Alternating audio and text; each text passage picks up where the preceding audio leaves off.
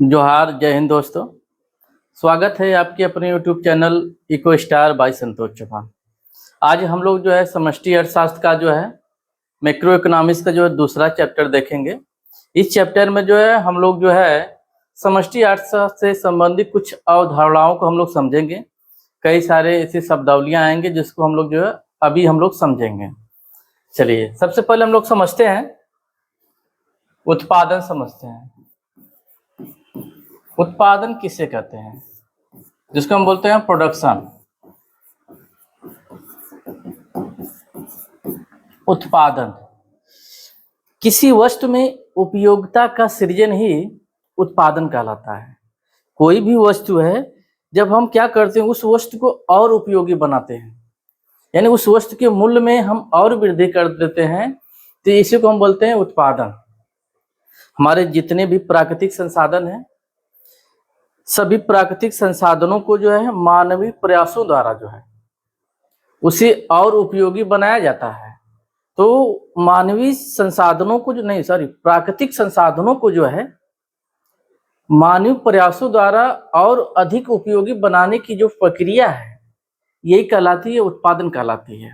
जैसे सपोज कीजिए कि नेचर ने हमें बहुत सारी चीजें दी हुई है, लेकिन नेचर ने हमें जो दिया है उसका हम लोग डायरेक्ट यूज नहीं कर पाते हैं, बल्कि जो है कई प्रोसेस के माध्यम से, कई चरण के माध्यम से, जो है कई प्रक्रियाओं के माध्यम से वो चीज हमारे पास आती है, तब हम उसका यूज करते हैं। जैसे नेचर में लोहा जिस रूप में मिलता है, लोहे को हम उसी रूप में हम लोग नहीं यूज कर पाते हैं। नेचर में सोना चांदी जिस रूप में मिलता है, हम उसे उस रूप में नहीं यूज करते हैं, बल्कि जो है कई प्रोसेस के माध्यम से, कई प्रक्रियाओं के माध्यम से उसका शोधन किया जाता है और फाइनली अंत में वो चीज हमें मिलती है। तो जब किसी वस्तु को कई सारी प्रक्रियाओं से जब गुजारा जाता है और फाइनली अंत में जो वस्तु में मिलती है, हम इसी को कहेंगे ये हमारा उत्पादन होगा, एक नई वस्तु का उत्पादन हुआ है। नेचर में आप देखते होंगे कि नदियों का पानी, नेचर ने हमें पानी दिया है, नदियों का पानी, आप चाहे जितना जो है नदी से पानी आप निकाल सकते हैं, आप ले लेते हैं, उसका कोई मूल्य नहीं होता है। लेकिन जब उसी नदी के पानी को जो है हम क्या करते हैं, फिल्टर करते हैं। फिल्टर करके जो बिस्लरी की बोतल में 1 लीटर भर के जब बेचते हैं, तो वही 1 लीटर का जो पानी बिस्लरी का 20 रुपए का हो जाता है। लेकिन उसी पानी को जो है हम जब नदी से निकालते हैं, तो हमारे पीने लायक नहीं होता है और उसका कोई मूल्य भी नहीं होता है। तो नदी के पानी को जो फिल्टर करके जो है पीने योग्य बनाने की जो प्रक्रिया है, इसी को बोलते हैं उत्पादन बोलते हैं। किसान अनाज उत्पादन करता है, गेहूं का उत्पादन करता है, लेकिन उस गेहूं को जो हम लोग डायरेक्ट उपभोग नहीं करते हैं। गेहूं को पहले पीसा जाता है, यानी आटा बनाया जाता है। तो गेहूं से आटा बनाने की जो प्रक्रिया है, यही हमारा क्या है, उत्पादन है। फिर आटा से रोटी बनाने की प्रक्रिया क्या है, ये भी क्या है, उत्पादन है। तो किसी भी वस्तु में जो है जब हम उपयोगिता का क्या करते हैं, सृजन करते हैं, तो इसी को बोलते हैं उत्पादन। और उत्पादन के द्वारा जो है जो वस्तुएं जो उत्पादित की जाती हैं, यानी जो वस्तुएं होती हैं, जो हमारे गुड्स होते हैं, ये 2 तरह के होते हैं। कितने तरह के होते हैं? 2 तरह के। यानी जो उत्पादित जो वस्तुएं होती हैं, जो गुड्स होती हैं, ये 2 प्रकार की होती हैं। एक होती है कंज्यूमर गुड्स होती हैं, तो दूसरा होती है प्रोड्यूसर गुड्स।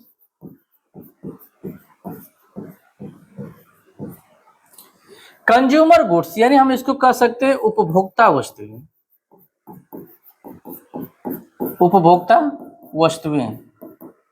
प्रोड्यूसर गुड्स यानी उत्पादक वस्तुएं।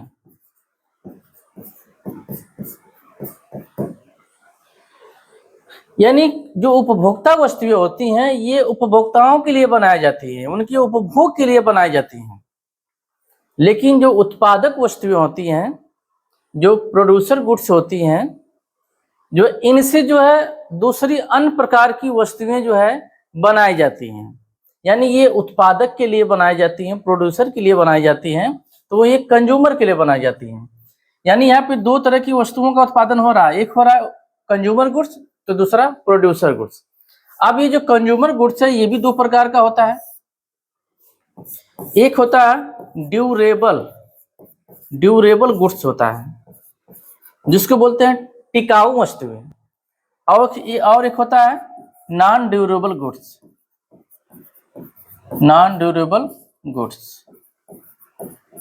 गैर टिकाऊ वस्तुएं। यानी जो कंज्यूमर गुड्स जो होती हैं, जो उपभोक्ता वस्तुएं होती हैं, ये दो प्रकार के होते हैं, एक ड्यूरेबल गुड्स और एक होता है नॉन ड्यूरेबल गुड्स। एक जो होता है टिकाऊ वस्तुएं, तो दूसरा होता है गैर टिकाऊ वस्तु। टिकाऊ वस्तुएं ऐसी वस्तुएं जो लंबे समय तक चलती हैं। जैसे जब हम बाइक खरीदते हैं तो बाइक लंबे समय तक चलती है, तो बाइक को हम ड्यूरेबल गुड्स कर सकते हैं, टिकाऊ वस्तु कर सकते हैं। हम टीवी लेते हैं तो टीवी भी लंबे समय तक चलता है, घड़ी भी लंबे समय तक चलता है, टेबल कुर्सी में ये भी क्या है, लंबे समय तक चलते हैं।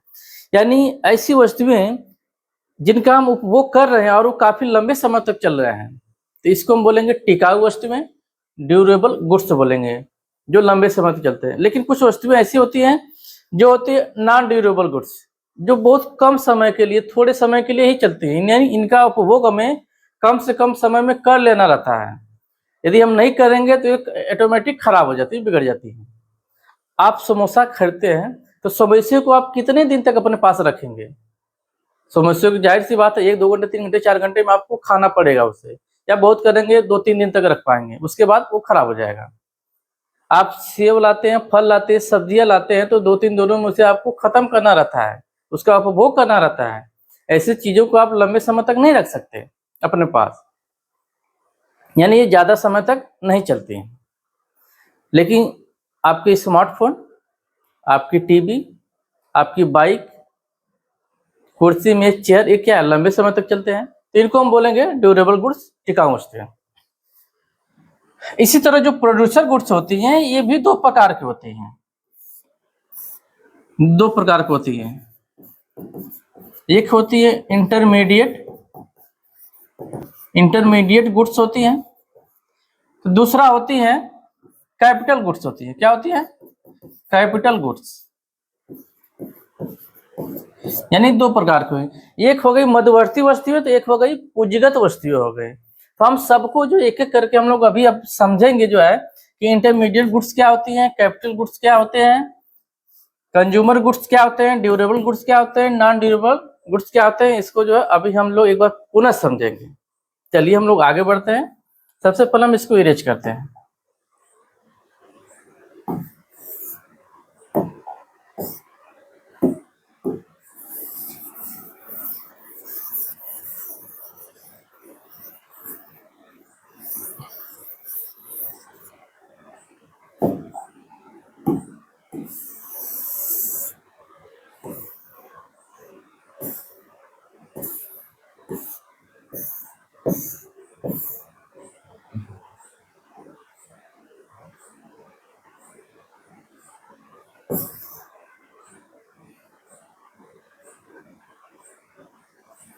दिखाई दे रहा है आपको?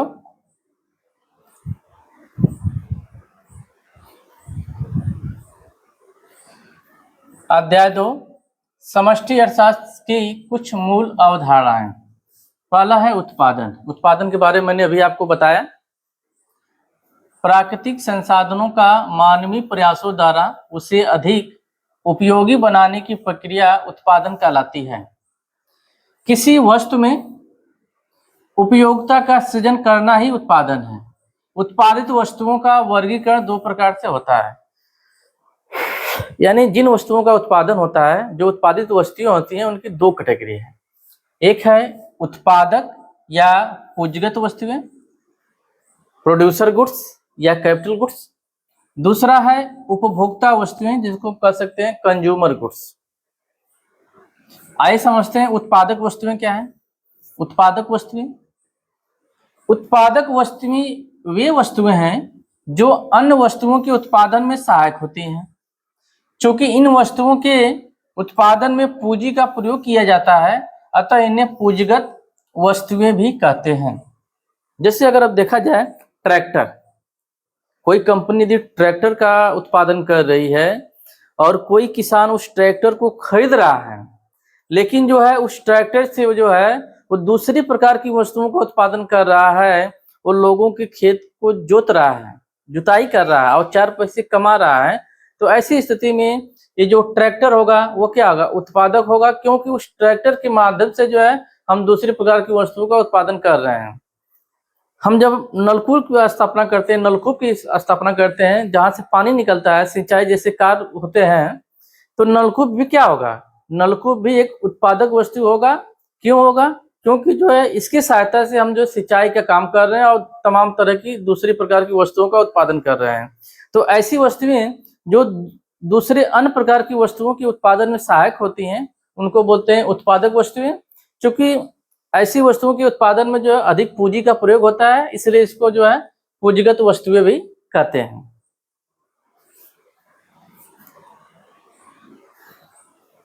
उपभोक्ता वस्तुएं, उपभोक्ता वस्तुएं जो उपभोक्ताओं के लिए बनाई जाती हैं। उपभोक्ता वस्तुएं वे वस्तुएं हैं जिनका प्रयोग उपभोग के उद्देश्य से अंतिम उपभोक्ता द्वारा किया जाता है। ये 2 प्रकार की होती हैं। ऐसी वस्तुएं जो अंतिम उपभोक्ताओं के लिए बनाई जाती हैं, जो उपभोक्ताओं द्वारा प्रयोग की जाती हैं, इसको कहा जाता है उपभोक्ता वस्तुएं, कंज्यूमर गुड्स। एक होता है उपभोक्ता टिकाऊ वस्तुएं, तो दूसरा होता है उपभोक्ता गैर टिकाऊ वस्तुएं। मैंने बताया टिकाऊ वस्तुएं जो ज्यादा लंबे समय तक चलती हैं, ड्यूरेबल गुड्स जिसको बोलते हैं, और गैर टिकाऊ वस्तुएं जिसको बोलते हैं नॉन ड्यूरेबल गुड्स, जो ज्यादा लंबे समय तक नहीं चलती हैं। तो उपभोक्ता वस्तुएं जो कंज्यूमर गुड्स होती हैं, ये 2 प्रकार की होती हैं। उपभोक्ता टिकाऊ वस्तुएं, कंज्यूमर ड्यूरेबल गुड्स। उपभोक्ता गैर टिकाऊ वस्तुएं, consumer non durable goods, durable goods. अंतिम वस्तुएं,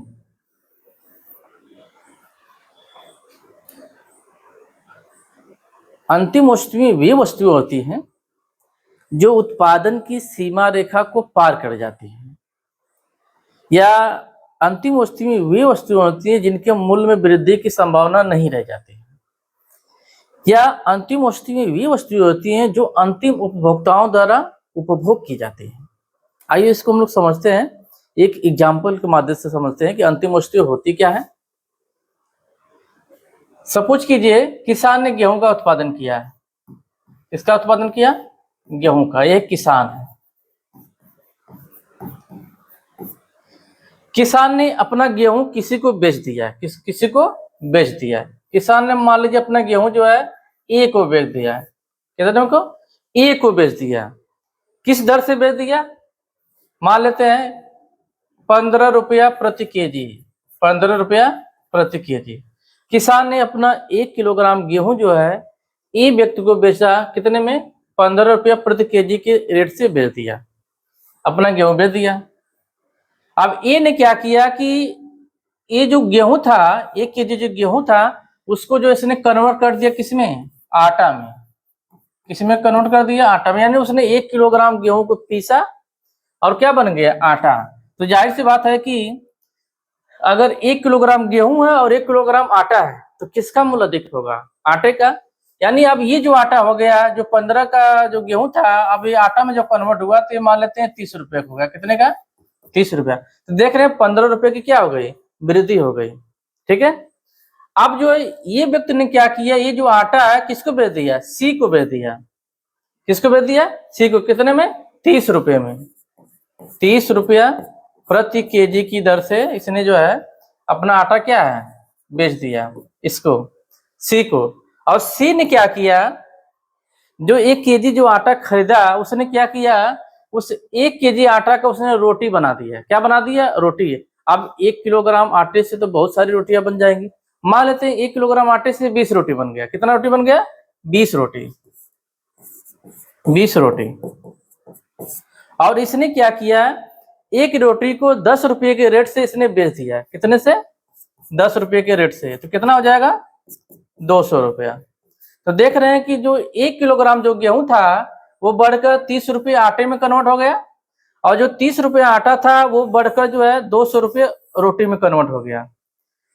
तो गेहूं से ज्यादा उपयोगी आटा, और आटा से ज्यादा उपयोगी रोटी। यानी किसी वस्तु में जब हम उपयोगिता का सृजन करते हैं तो इसी को बोलते हैं उत्पादन। किसान ने गेहूं का उत्पादन किया, और ये व्यक्ति ने क्या किया, गेहूं से इसने आटा का उत्पादन किया। सी ने क्या किया, आटे से रोटी का उत्पादन किया। तो अंतिम जो वस्तु बनी, क्या बनी, रोटी बनी। अब रोटी से कुछ बन सकता है? रोटी यहाँ पे क्या हो गई, एक अंतिम वस्तु हो गई। अब रोटी से दूसरी वस्तुएं नहीं बनाई जा सकती। अब रोटी जो है बिकने के लिए तैयार है, अंतिम उपभोक्ताओं के लिए तैयार है। यानी अंत में जो इस रोटी को खरीदेगा, अब वह इसको क्या करेगा, खाएगा, इसका उपभोग करेगा। यानी अब वो किसी दूसरे को बेचेगा नहीं, यानी अब इसके मूल्य में वृद्धि की कोई संभावना नहीं है। यानी अब इससे दूसरी प्रकार की वस्तुएं उत्पादित नहीं हो सकती हैं। यानी यहाँ पे रोटी उत्पादन की सीमा रेखा को पार कर गई है, यानी अब इससे दूसरी वस्तुओं का उत्पादन संभव नहीं है।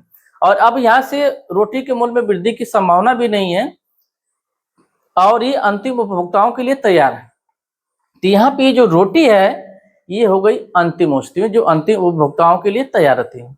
लेकिन अगर बात करें आटा की, बात करें गेहूं की, बात करें, तो यहाँ पे आटा और गेहूं मध्यवर्ती वस्तुएं कहलाएंगी। क्यों कहलाएंगी? क्योंकि गेहूं से अभी आटे बनने की संभावना है। गेहूं से जब आटा बनेगा तो कीमत में वृद्धि की संभावना है, और आटा से रोटी बनने की संभावना है। जब आटा से रोटी बनेगा तो उसके मूल्य में वृद्धि की भी संभावना है। तो गेहूं और आटा मध्यवर्ती वस्तुएं होंगी, इंटरमीडिएट गुड्स होंगी। वही जो रोटी होगा वो क्या होगा, फाइनल गुड्स होगा, अंतिम वस्तु होगा। लेकिन अगर रोटी से भी अगर हम कुछ और बनाते हैं, रोटी से अगर कुछ हम और बना पाते हैं और उसको बेचते हैं, उसके मूल्य में वृद्धि करते हैं, तो ऐसी स्थिति में फिर रोटी जो है अंतिम वस्तु नहीं होगी, तब वो मध्यवर्ती वस्तु हो जाएगी। अंतिम वस्तु वे वस्तु होती हैं जो अंतिम उपभोक्ताओं द्वारा उपभोग की जाती है, यानी वो वहां पे समाप्त हो जाती हैं, वो आगे नहीं बढ़ पाती हैं, यानी अब उनसे दूसरी वस्तुओं का उत्पादन नहीं होता है। चलिए, अंतिम वस्तुएं वे वस्तुएं होती हैं जो उत्पादन की सीमा रेखा को पार कर चुकी हैं और अपने अंतिम प्रयोगकर्ताओं के लिए तैयार हैं। यानी अब इनसे दूसरी वस्तुएं संभव नहीं है कि अब इनसे कोई दूसरी वस्तुएं बने, यानी ये अब अंतिम वस्तुएं हैं, फाइनल एकदम टच है। अब इसका जो भी खरीदेगा वो इसका उपभोग करेगा। तो अंतिम वस्तु को जो उपभोग करेगा, जो उसे खरीदेगा, वही अंतिम उपभोक्ता हो जाएगा, वही अंतिम प्रयोगकर्ता हो जाएगा। अंतिम उपभोक्ता वस्तुएं वही चीज है, वे वस्तुएं जो अपने अंतिम उपभोक्ता द्वारा उपभोग की जाती हैं, उसको हम क्या बोलते हैं, अंतिम उपभोक्ता वस्तुएं बोलते हैं। अंतिम वस्तुएं कह लीजिए या अंतिम उपभोक्ता वस्तुएं कह लेते हैं। जैसे अगर अंतिम वस्तुएं जो है अंतिम उत्पादक द्वारा यूज की जा रही हैं, तो अंतिम उत्पादक वस्तुएं हो जाती हैं। लेकिन अगर अंतिम वस्तुएं जो है अंतिम उपभोक्ता द्वारा यूज की जाती हैं, तो उसको हम बोलेंगे अंतिम उपभोक्ता वस्तुएं बोलेंगे। ये अंतर है। अंतिम उत्पादक वस्तुएं यानी जो अंतिम वस्तुएं होती हैं, अंतिम वस्तुओं का जब यूज किया जाता है, जब प्रयोग किया जाता है, अगर वो उपभोक्ता द्वारा की जा रही है, किसके द्वारा, उपभोक्ता द्वारा की जा रही है, तो उसको बोलेंगे अंतिम उपभोक्ता वस्तुएं। लेकिन जो अगर वही अंतिम वस्तु जो है उत्पादक द्वारा यूज की जा रही थी, इसको बोलेंगे अंतिम वस्तुएं। जैसे आपने देखा होगा फ्रिज, फ्रिज का उपभोग जब आम आदमी, जब उपभोक्ता करता है, अपने लिए यूज करता है, अपने घर में रखता है, उसमें पानी रखता है, दही रखता है, सब्जियां रखता है, वो अपने लिए यूज करता है। तो ऐसी स्थिति में वो जो फ्रिज होगा वो होगा अंतिम उपभोक्ता वस्तु। लेकिन जब वही फ्रिज जो है जब किसी दुकान में रखा जाता है, किसी शॉपिंग मॉल में रखा जाता है, जिसमें जो है तमाम तरह के ठंडे पदार्थ रखे जाते हैं, पेय पदार्थ रखे जाते हैं, ठंडा रखा जाता है, पेप्सी कोला रखा जाता है, जिसमें वस्तुओं को जो है ठंडा करके बेचा जाता है, तो ऐसी स्थिति में दुकान में यूज होने वाला जो फ्रिज होगा वो होगा अंतिम उत्पादक वस्तु होगा। क्योंकि जो है वो उस वस्तु से जो है, उस फ्रिज से जो है वह दूसरी वस्तुएं जो है उसमें ठंडा करके बेच रहा है, यानी उससे अन्य वस्तुएं बना रहा है। यानी जो फ्रिज है अन्य वस्तुओं के उत्पादन में सहायक है, तो इसको बोलेंगे अंतिम उत्पादक वस्तुएं। लेकिन जब उसी फ्रिज का हम उपभोग करते हैं, अपने लिए यूज करते हैं, एक उपभोक्ता यूज करता है, तो उसको बोलते हैं अंतिम उपभोक्ता वस्तुएं। यही इसमें अंतर है। जैसे आपने देखा होगा ट्रैक्टर, अगर हम ट्रैक्टर का उपभोग जो है 4 पैसे कमाने के लिए कर रहे हैं, ट्रैक्टर चला रहे हैं, दूसरों के खेतों को हम जोत रहे हैं, 4 पैसा कमा रहे हैं, तो वो ट्रैक्टर होगा, अंतिम उत्पादक वस्तु होगा। लेकिन जब उसी ट्रैक्टर का जब उपयोग हम अपने खेतों को जोतते हैं, दूसरे के खेतों को नहीं जोतते हैं, खुद के खेतों को जोतते हैं, यानी अपने खेतों को जोतने के लिए हमने ट्रैक्टर लिया हुआ है, तो वही ट्रैक्टर क्या हो जाएगा, अंतिम उपभोक्ता वस्तु हो जाएगा। ठीक है, तो ये रहा हमारा जो है समष्टि अर्थशास्त्र की कुछ मूल अवधारणाएं, जिसमें हमने उत्पादन को देखा, उत्पादक वस्तुओं को देखा, उपभोक्ता वस्तुओं को देखा, अंतिम वस्तुओं को देखा, अंतिम उपभोक्ता वस्तुओं को देखे, और अंतिम उत्पादक वस्तुओं को हमने देखा। कल हम लोग देखेंगे अंतिम वस्तुएं और मध्यवर्ती वस्तुओं में क्या अंतर होता है, फाइनल गुड्स और इंटरमीडिएट गुड्स में क्या अंतर होता है। फिलहाल आज के लिए इतना ही। आज का वीडियो आपको कैसा लगा हमें जरूर बताएं। धन्यवाद।